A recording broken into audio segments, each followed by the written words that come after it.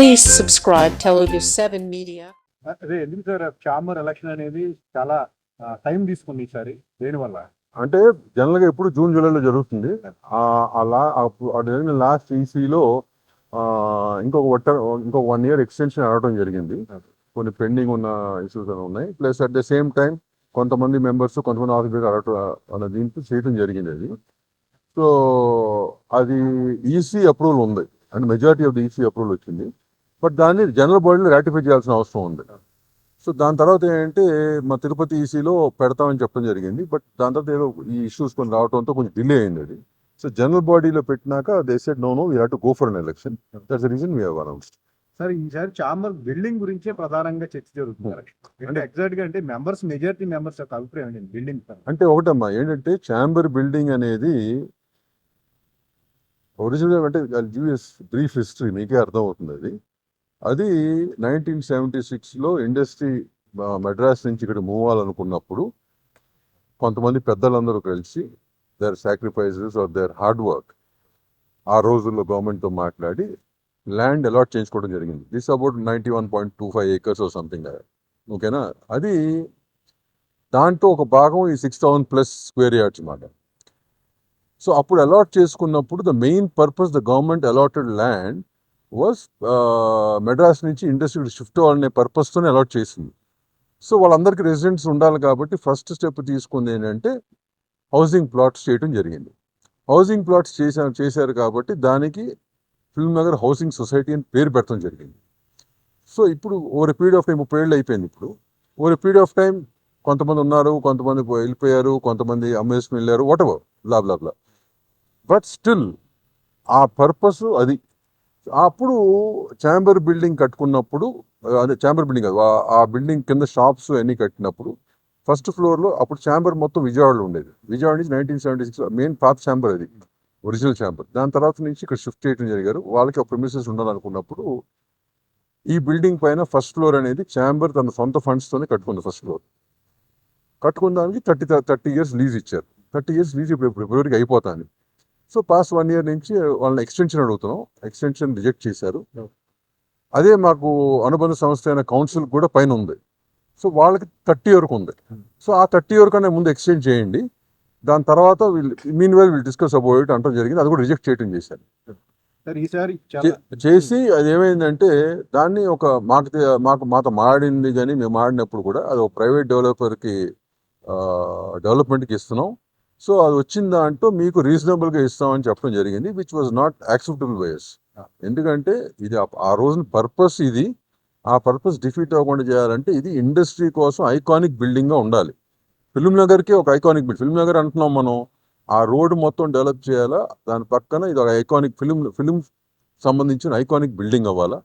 దాంట్లో ఫిలిం సంస్థలు అన్నీ కూడా మెయిన్ ఛాంబర్ మదర్ బాడీతో పాటు మిగతా అఫిలియేట్ సంస్థలకి plus common facilities to the members, ఒక కాన్ఫరెన్స్ హాల్ అనో, ఒక ప్రీవ్యూ థియేటర్నో, స్టేట్ ఆఫ్ ఆర్ట్ లైబ్రరీ అని ఇట్లాంటి చాలా అక్కడ డెవలప్ చేసి పెడితే ఒక ఐకానిక్ బిల్డింగ్ లాగా ఉంటుంది అనేది ఒక అంబిషన్తో చేయటం జరుగుతుంది ఫర్దర్గా. సో గవర్నమెంట్ కూడా హెల్ప్ తీసుకుని this is what we want to do. That is the reason chamber building has become a major issue. కొన్ని వెస్టెడ్ ఇంట్రెస్ట్ ఉన్నాయి, ఆ వెస్టెడ్ ఇంట్రెస్ట్ దాటుకుని వెళ్ళాలి ముందుకి.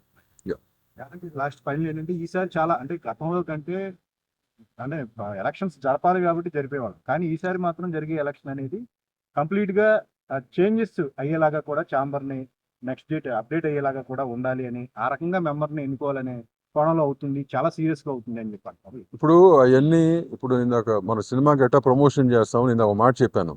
ఎవరు అడిగారు నా ప్రమోషన్ ఏంటి సార్ ఇటు, దాంట్లో 50% ఓవర్ హై ప్రమోషన్ ఉంటే 50% జెన్యూన్ ప్రమోషన్ ఉంటుంది. అది నెసరీ దానికి. అట్లాగే ఎప్పుడైతే ఎలక్షన్లు వస్తాయో సడన్గా టోన్లు మారిపోతాయి, సడన్గా అందరికి ప్రామిస్లు మారిపోతాయి, సడన్గా people they lot of things which happen. మిగతా ఎలక్షన్లు జరిగినట్టు ఈ ఎలక్షన్ కూడా. సో అదొక భాగం దాంట్లో. గత 2-3 టర్మ్స్ నుంచి ఇట్లాగే జరుగుతుంది. అంతకుముందు ఒక మాట మీద ఉండేవారు కానీ ఇప్పుడు ఎవడో ఒక మాట మీద ఉంటలే. 2-3 టర్మ్స్ ఈ రకంగానే జరుగుతుంది. నేను ఇందాక చెప్పిన వాళ్ళకి చెప్పినా కానీ అందరు మీ ద్వారా అందరికి చెప్పేది కూడా ఏంటంటే, ఏ ప్యానల్ అయినా ఎన్నుకోండి, చాయిస్ ఇస్ యువర్స్. ఎవరు మీకు నమ్మకం ఈ ప్యానల్ వస్తే మీకు పనిలో అవుతుంది, లేకపోతే ఈ ప్యానల్ ఉంటే మంచిది అనుకోండి, ఎవరైనా అనుకోండి. కానీ మొత్తం ప్యానల్ ఎన్నుకోండి. ఇన్ని రోజులు వన్ సైడ్కి వెళ్ళుకోండి. సో ఏంటంటే ఎప్పుడైతే వన్ సైడ్గా ప్యానల్ ఎన్నుకుంటారో you have right to question. ఇప్పుడు ఈ మధ్య కొంతకాలంగా కొన్ని ఏళ్ళగా జరుగుతుంది ఏంటి, దాంట్లో నాకు ఈయన తెలుసు, దీంట్లో ఈయన తెలుసు అని చెప్పి 50-50 60-40 టైప్లో ఎన్నుకుంటారు. మేమందరం ఇలా కూర్చుంటాం.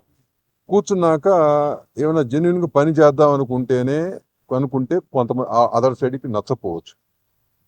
వాళ్ళు ఏమైనా చెప్తే కనుక ఈ సైడ్కి నచ్చపోవచ్చు. మొత్తానికి అసలు ఏది ముందుకు ఎలాగో ఉంటుంది. సో ఇట్లాగే జరుగుతుంది చాలా మటుకు కూడా. There is no common consensus among members, among elected members. So whoever it is, I'm not saying elect this panel or that. I don't want to say that. A panel అయినా కానీ total panel ఎన్నుకుంటే మెంబర్స్గా మీకు రేపు పొద్దున వాళ్ళు మేము ఉంటాం, పని చేస్తూ ఉంటున్నారు కదా, పని చేయనివ్వండి ఎవరినైనా కానీ, ఇటు కానీ అటు కానీ. చేయకపోతే అడిగే రైట్ ఉంటుంది మీకు. లేదంటే ఏముంటుంది, ఇక్కడికి మా వాళ్ళు చెప్పేది ఏంటి, మేము చేద్దాం అనుకున్నాం, వాళ్ళు చేయనివాళ్ళు. ఇదే నడుస్తుంది. That's not right. ఎందుకంటే ఇది ఒక మదర్ బాడీ, ఇది ట్రేడ్కి సంబంధించిన చాలా ఇంపార్టెంట్ బాడీ. ఈ బాడీ ఉంటే కానీ ట్రేడ్ సవ్యంగా జరగదు, ఎవరు ఎన్ని అనుకున్నా. సో దీన్ని సవ్యంగా నడవాలి అంటే కనుక this is how it has to B అనేది నా personal opinion. Right, okay, thank you. Elections పక్కన పెడితే కనుక ఇందాక బండిగా వాసు గారిని కూడా అడగడం జరిగింది. Hmm. నటుడు శివాజీ చేసిన కామెంట్స్ మీద ఫిలిం ఛాంబర్ వైపు నుంచి కావచ్చు, లేదా యాజ్ ఏ సెక్రటరీ. అంటే ఏమైందంటే అమ్మా, నాకు నిజంగా జరిగిన సంగతి నాకు తెలియదు. నిన్న night after we finished all that event, when I went back somebody call me. Then అప్పుడు నాకు ఏదో క్లిప్ పంపించారు. సో అంటే వన్ థింగ్ అమ్మా, ఇప్పుడు ఇందాక ఐ థింక్ ఎవరు అడిగారు నన్ను లోపలికి ఎంటర్ అవుతాం ముందు కూడా, సార్ అది అంటే వాళ్ళు అడిగింది ఏంటంటే, మీరు అది జనరల్గా అక్కడ మాట్లాడితే సినిమా రిలీజ్ ఉంది కదా, రిలీజ్ ముందు ఇట్లా మాట్లాడితే ప్రమోషన్ కోసం ఉపయోగపడుతుంది మాట్లాడారంటే, అది నాకు నిజంగా తెలియదు. Okay, but what I can say is, మన ఇంటెన్షన్ ఏదైనా అవ్వచ్చు, మనం చెప్పాలనుకుంది ఏదైనా అవ్వచ్చు, it has to B properly vocabulary కరెక్ట్గా ఉండాలి. It has to be perfect. Everybody can have an opinion, but the way you say it is very important. The kind of words you use is very important. Freedom antava, you ask my personal opinion. నాకు ఎంత freedom ఉందో ఒక మగాడిగా, ఒక ఆడమ్మాయి కూడా అంతే freedom ఉండాలని నేను believe చేస్తాను. నెంబర్ 1.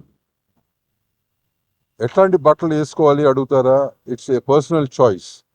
మీ విచక్షణ జ్ఞానంతో మీరు ఆలోచించుకుని వేసుకోండి. అంతేగాని నేను ఎవరిని ఇటు వేసుకోవాలి ఇటు వేసుకొని చెప్తాకి, that's an individual's decision, right? So this is the system which I follow, which I believe in. So అది అందరూ బిలీవ్ చేయాలని లేదు, బట్ ఎవరికి ఆ బిలీఫ్ లేకపోయినా కానీ they want to advise something, your words have to be proper, your vocabulary has to be proper. Advise చేయండి, తప్పలేదు, బట్ ప్రాపర్ వేలో చేయండి. This all I can say. Thank you. Thank you. Thanks.